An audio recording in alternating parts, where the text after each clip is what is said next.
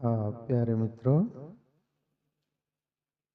अपन गीता जी के सूत्र लेंगे, श्लोक 2-4 जो भी कुछ हो जाते हैं।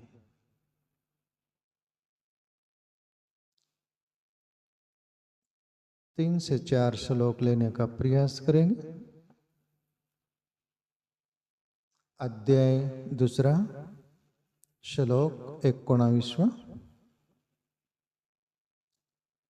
ये येनम वेत्ति हंतारम येच येनम मनते हतम उबोतो न विजानातो न अयम हंति न हन्यते।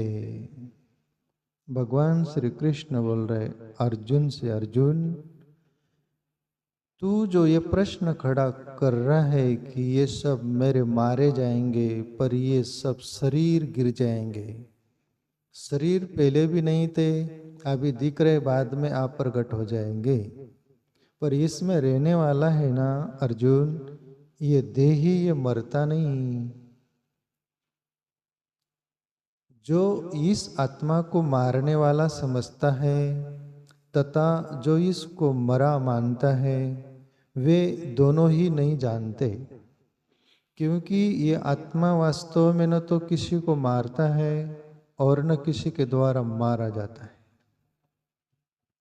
ये आत्मा अजर अमर तत्व है। इसको कोई बोले कि मैं इसको मार डालूंगा तो भी वो इम्पॉसिबल, असंभव है।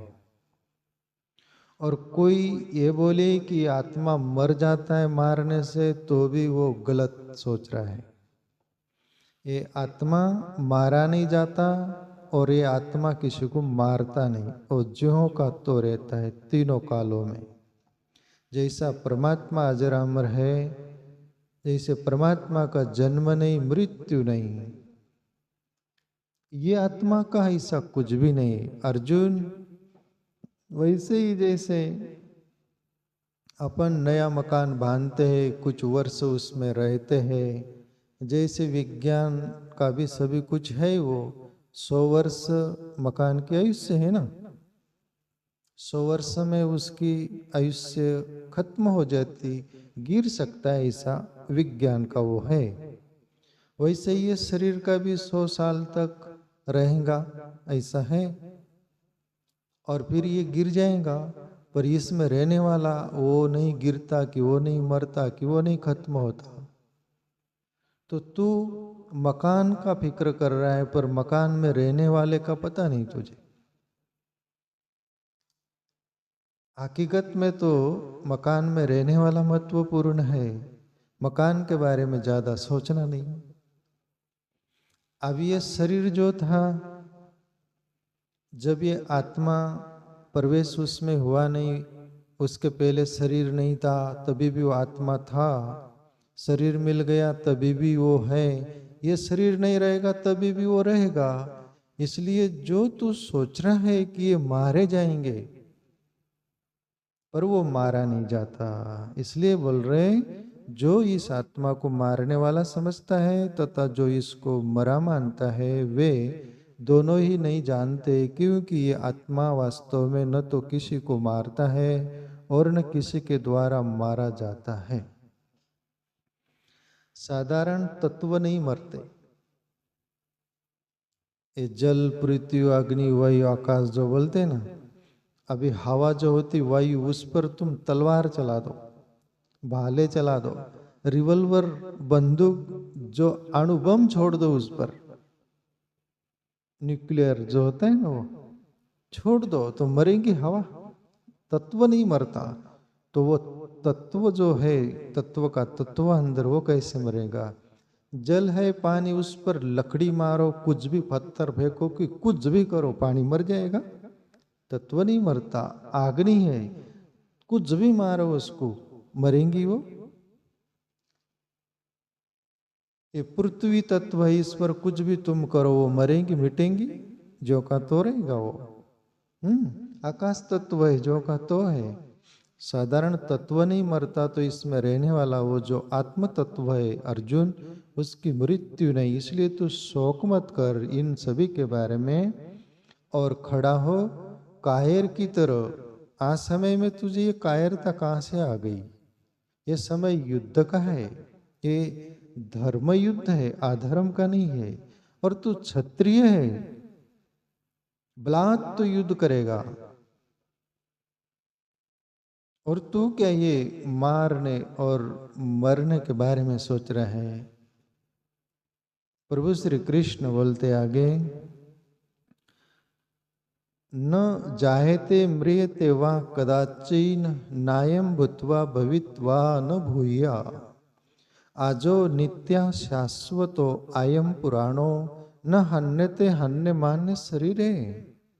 अर्जुन, ये आत्मा किसी काल में भी न तो जन्मता है और न मरता ही है, तथा न ये उत्पन्न होकर फिर होने वाला ही है, क्योंकि ये अजन्मा, नित्य, सनातन और पुरातन है। शरीर के मारे जाने पर भी ये नहीं मारा जाता।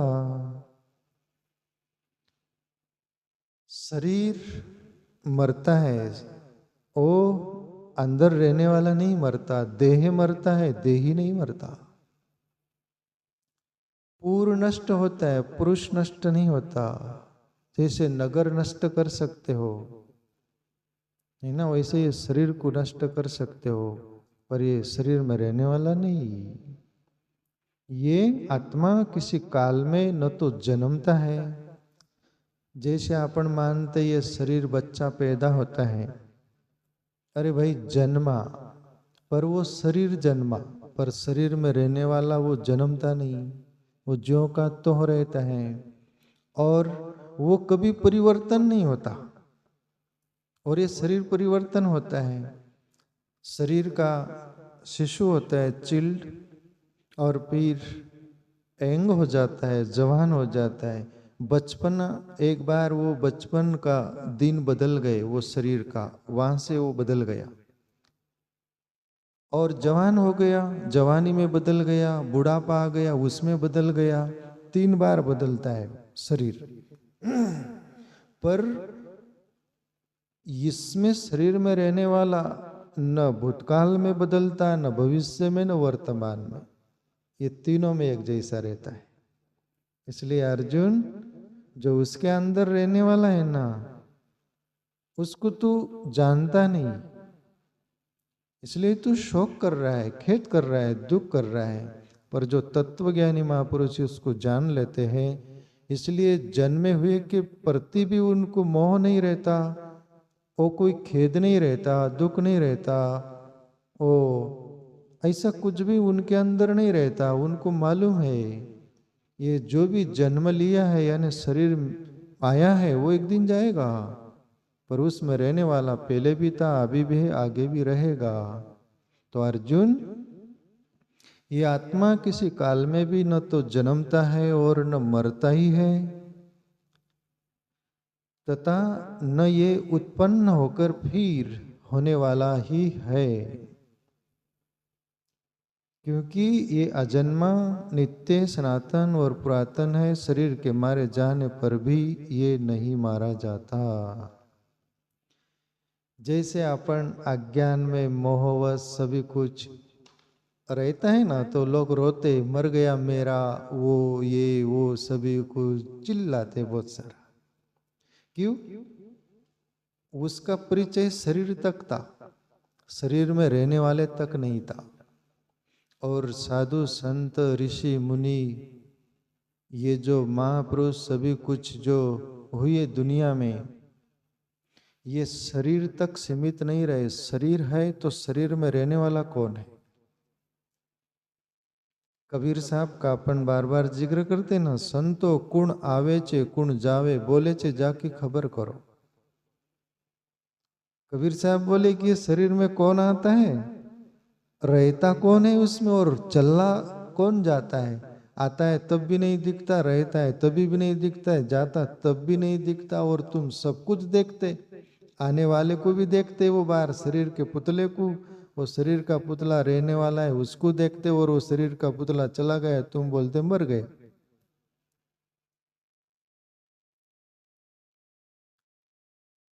और कितना ये सब चलता है, कितना मोह जकड़ लेता है, पकड़ लेता है।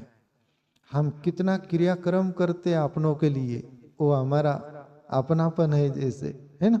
ये पितर पाटे क्रियाक्रम, वो मर गए भाई, कहीं भूखे प्यासे होंगे, सब शास्त्रों में आता है। ये लोग बहुत सारा चलता है वो, कि कहीं कहीं अटक रहे होंगे, कहीं लटक रहे होंगे, कहीं फंस रहे होंगे, तो भूखे प्यासे होंगे तो यहाँ से पहुंचाओ। अब ये उनकी सोच है भाई।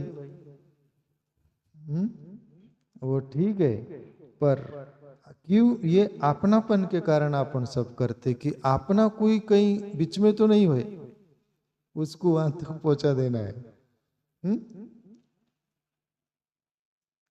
पर वो जो अंतरात्मा रहता है ना, वो इतना सूक्ष्म है ये शरीर में, जो इन आंखों से नहीं दिखता। उसको दिव्य चक्षु लगता है। प्रभु श्री कृष्ण बोले, अर्जुन परमात्मा को तू देख नहीं सकता, विराट उसका स्वरूप वो क्या है, इसलिए तेरी ये आंख काम नहीं आएंगी, मैं दिव्य चक्षु देता हूं तुझे। और दिव्य चक्षु प्रभु श्री कृष्ण दिए, तब अर्जुन की आंखें फट गई, मान लो हक्के बक्के रह गया वो। तो वो जो सूक्ष्म शरीर के अंदर जो रहता है, वो तत्व बहुत सूक्ष्म है, उसको कोई भी मारने में सक्षम नहीं है।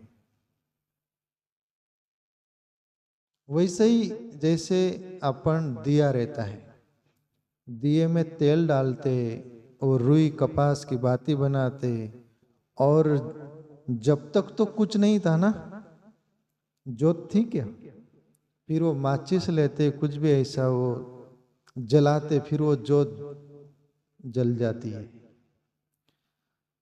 पर वो जोत जलाने के लिए, वो जोत दिखने के लिए भी दिया जरूरी है, उसमें बाती जरूरी है, तेल जरूरी है, तभी वो जोत दिखेंगी, नहीं तो ऐसे दिखेंगी क्या।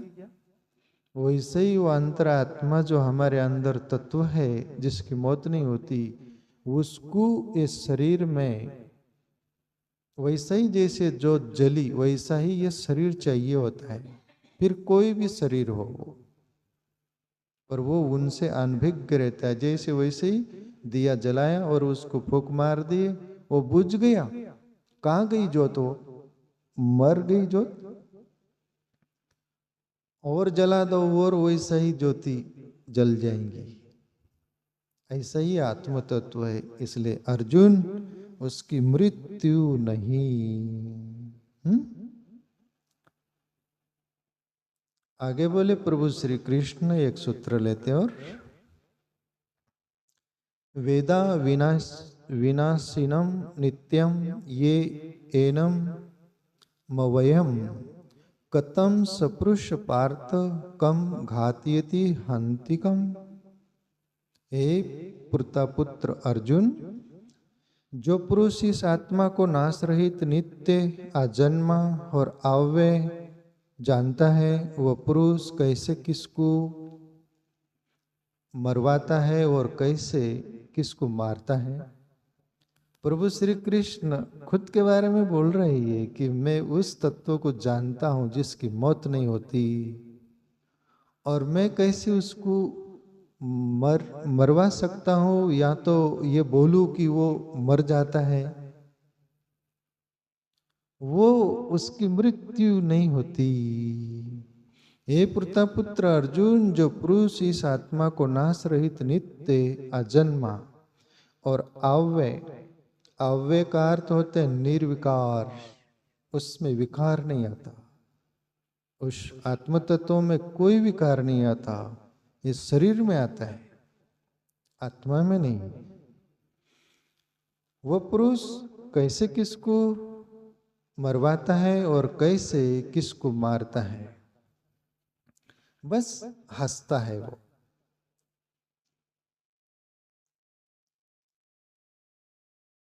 तो कहने का तात्पर्य, 3 सूत्र, इसमें रहने वाला आत्म तत्व जरा अमर है।